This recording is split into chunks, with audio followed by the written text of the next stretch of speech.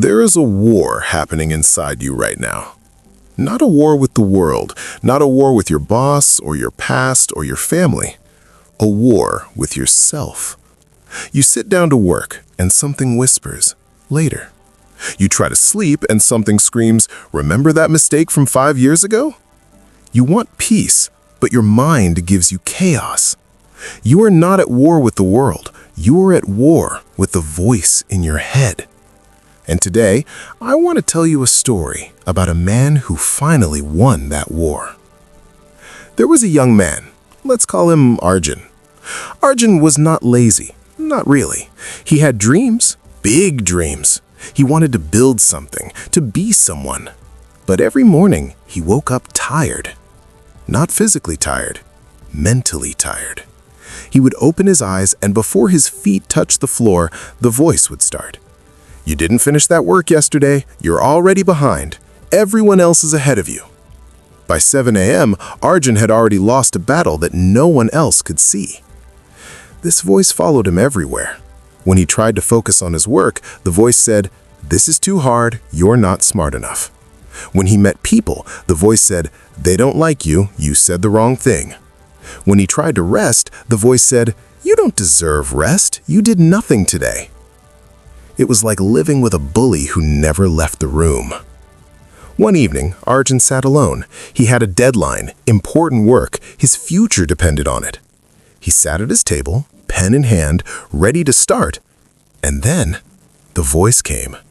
"Start tomorrow. Start Monday. You work better under pressure anyway."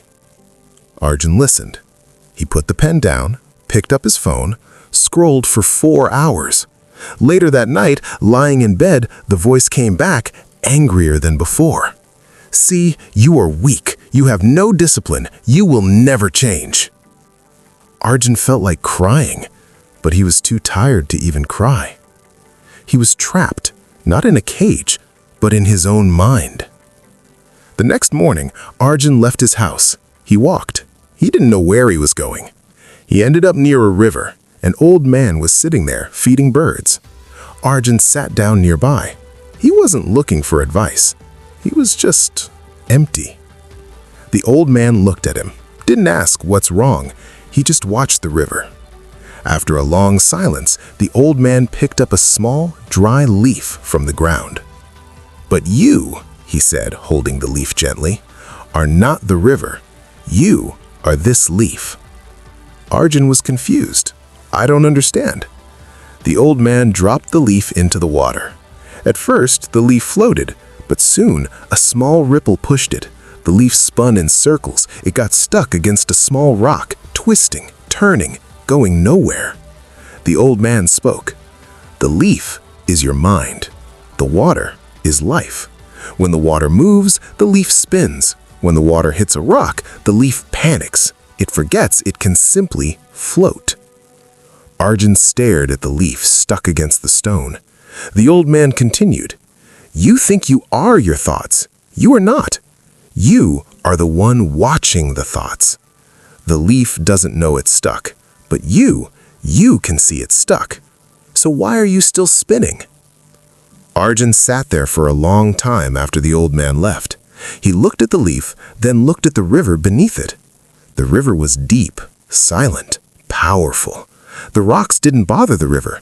The river just moved around them. For the first time in his life, Arjun asked himself a dangerous question. Who am I actually listening to? He realized the voice in his head was not him. It was just a habit, a recording that had been playing since childhood, a bully who had no real power. He was not the leaf. He was the river. And rivers don't argue with rocks.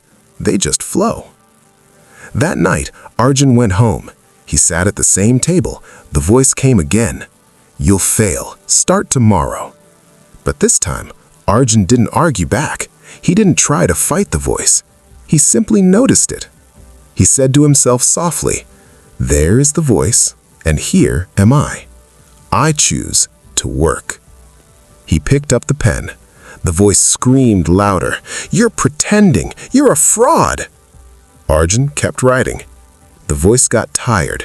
It always gets tired when you stop feeding it with attention.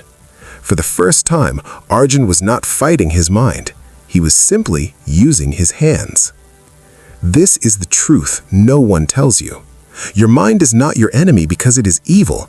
Your mind is your enemy because it is scared. The voice that tells you to quit, it's scared of failure. The voice that tells you they don't like you, it's scared of rejection. The voice that tells you to start tomorrow, it's scared of the effort today.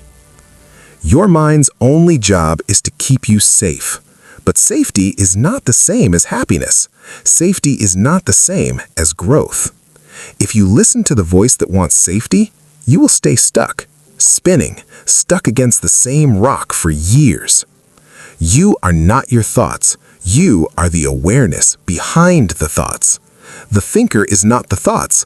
The watcher is not the movie. When you stop being the voice and start watching the voice, you win. Arjun is not perfect today. The voice still visits him sometimes, but it no longer controls him.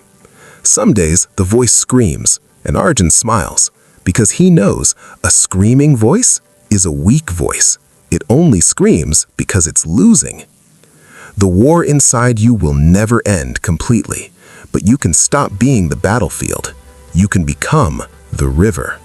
Quiet, deep, moving. The rock is still there, but the river flows around it. Today, when the voice speaks, just watch it. Don't fight it. Don't feed it. And then, move. If this story touched you, like, share, and subscribe for more stories.